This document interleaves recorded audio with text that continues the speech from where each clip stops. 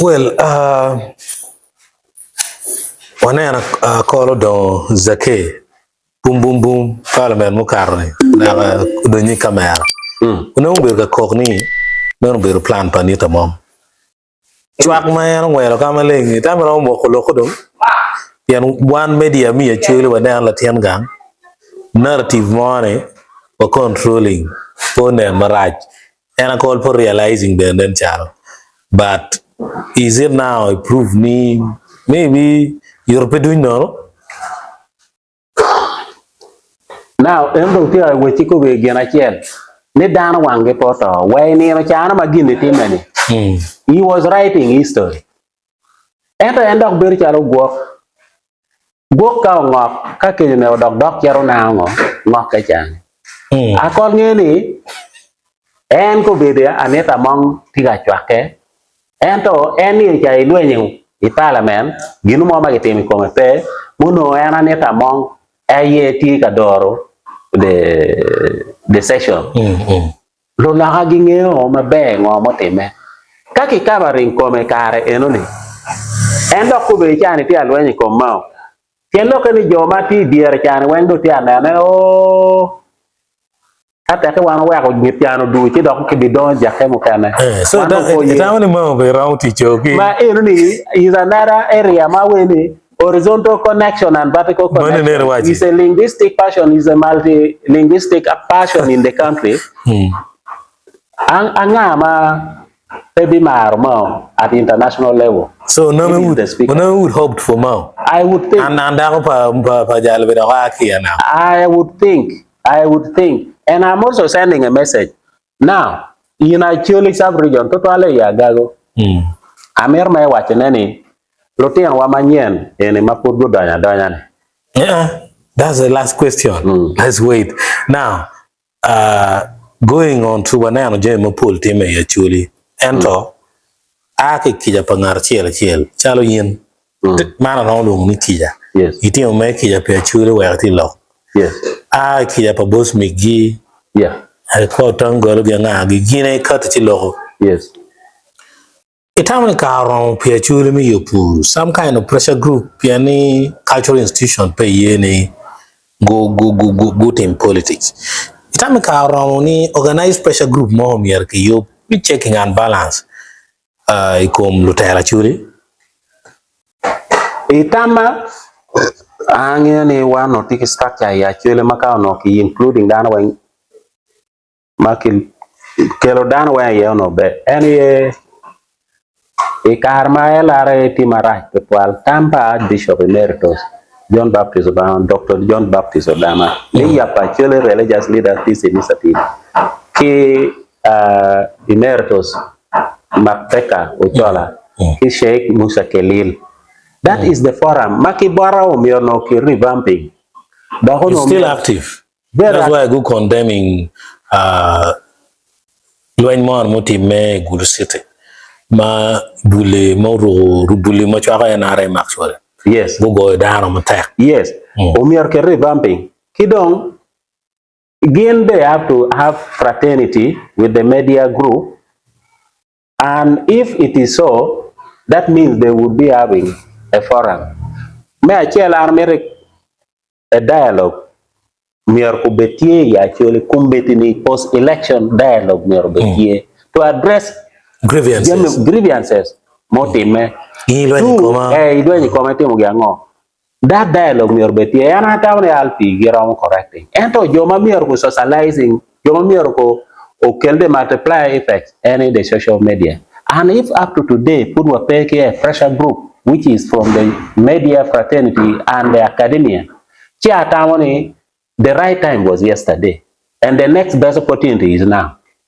And we could call it actually rights group. Yes. I'm promoting me actually go Rebecca Uganda but also ki warm to actually. Peer attack madong tela. Put petier. Peer attack madong tela.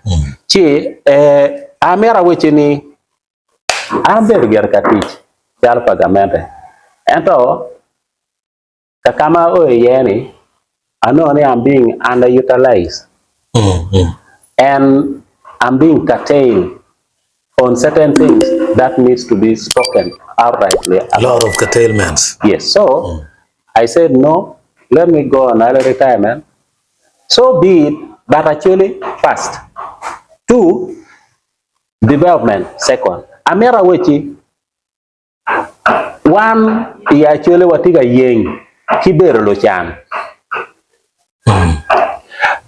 Ento kai chero ingolo karome dok tukuja. Jomo kane kubiri chawane lalaha Banyankole kono Basoga no la luaki nyola ten matiri kibore tika negotiating dog me exporting gold iloma wako.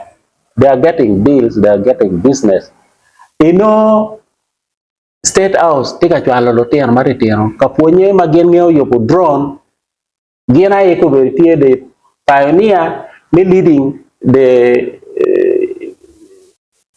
fuel industry, particularly petroleum. Ento kikany wan chamo kene chamo dek wan achiel ibur kech. Mukene dong ilaho diet kibur kech. Man nyurni kakama wanti ye is one thing. Puru dong chen tila ping and wa miro ni kadano tika wot. Kiro ne michar kama wan miro ngweja. Kian bera mero wachane ni unjo mungeo piny magwak la chweyo ngolo lai ichiu wewa unu tima bebe dok beri chao kene gamete ene wini dogu ka unu ti doge kunu pe obed lupok machingi kingo kigwana kibene po tam ni wuni kene emior ke boru onen yo mena ma unu romo yilo kimako ching jomo kene kere me wot jara nyim kidong in chalo ngat ma iti alok kere wa anene ma logo ni lok ma lo na logo mer pidan weng ento ki oran mana timo ngo me kwana we ka gino mo bir ku na ke akenyi ka dana chara nyim ngare ki chel mier ku ngene me achel tich ye ki chamo me ario o miero lonyo ma dit lo en ye dana la wori tien be kit lo ngo lo lonyo ka iti ki dano that is a social capital. Actually mier ku bet ki gin eno ni ku be chan me na what are we proud of? What comparative advantage do we have in this country over other nations, other tribes, other districts? What do we have? How do we promote it? How can we team up? Alena buli mogo tika kwaro charge para did more man. William Bagisu. But Bagisu she talk a lot of truth.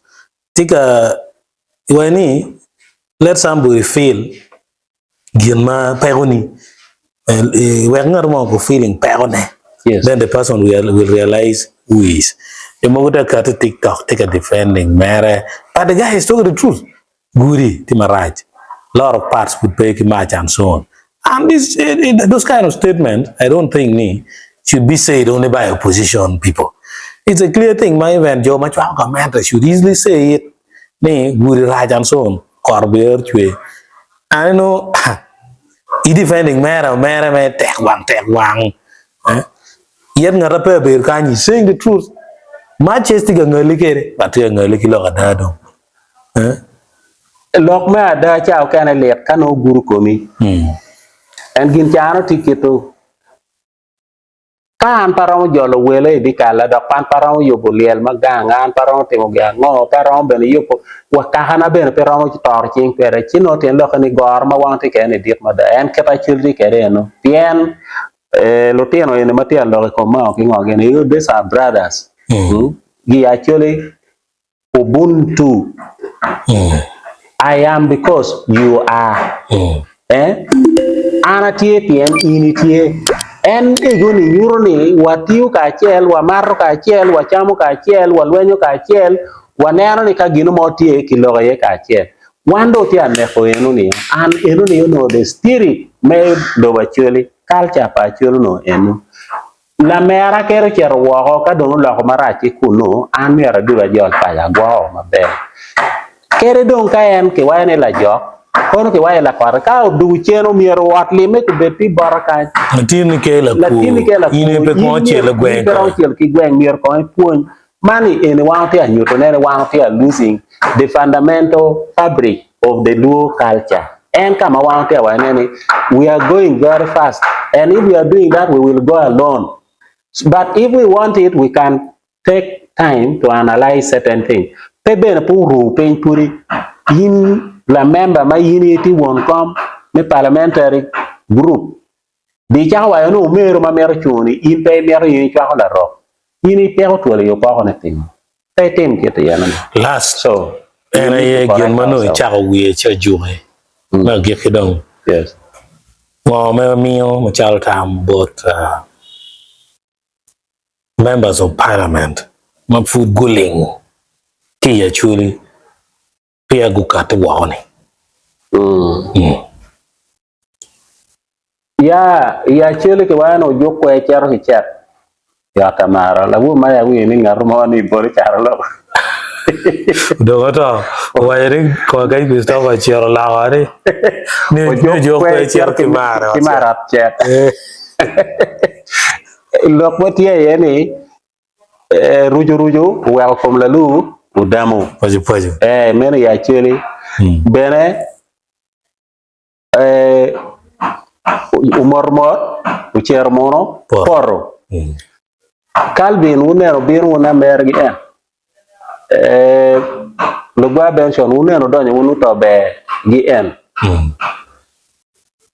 un ko mu puleng actually un pulo ten ma ke nyelo ma uleng ma de en kai bible no you are very innocent kai wa ilu lebu giri cha ka lo giri cha unu charati por mero confession mo win lo ka wa te lo ye ni chu kidi e kon kai cher ma miel mai cher ma ta ko piro pong ci dire dugo magino pere ci lo ka wa lo ko bene in wi cha ta ne ne cha ya lo don ki ya chule wa na nge ngo tiene le e wor yor en to ko to tien ka dire do o ko ma da indi nane o an ka ra po na cha nyin lo ma wa mera ya na chule mero bet ra chen ma ti tiri ma uno ni ma un pe o do lo me parliament uno un be no ko ya ento ko beri chen pe do we hay lock standard me ko ni wa kiri ma no ki nyole kere de the future of union of the ubuntu of being me the childreness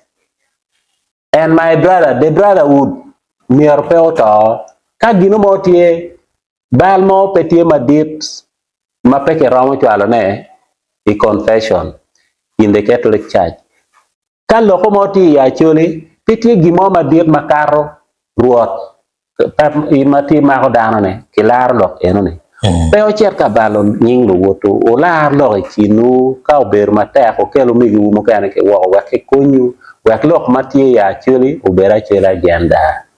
And anati alego ne ni ruot achana ka winyo lokalo tieno eni lo umier kucho eno diko chon wa prime minister convening meeting ma pudi yen gi na chele nero pole woki doke kware maduong wa ke cheri chum loki enio nano lok madong ko be tike ni dana wen ta meto chane and chane dong 5% controls 95% of the wealth of the nation o wa ko kero wa ruira chele be dong ki nano ki chalo joma chero ka tela pikene ge kane ya chele mi orgina ki teno potime yen der ke mayano ki ngeo ki logo Uganda a ki ya chele o chake ki bot mataya la mot en un wen ka ta ko chamo chero kwanyo wi mo ma no ko chero kero kunu diga ma ka o dok pa ka nyama dok gama tana ke dino ke ri bi chel e gang mana e keto no mi orgi chak kero kere we put our eggs in those baskets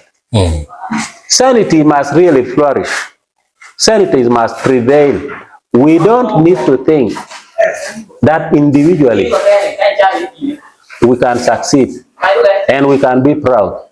But collectively, we are stronger and we are better positioned to negotiate development. And that is what we should aim at. But what are our priorities? What is the actual agenda as of now? Do we want to get our reputation long spoiled? We had a very big name. We had a very big respect. But where are we now? We are trust. We are put. One do ti yo pako.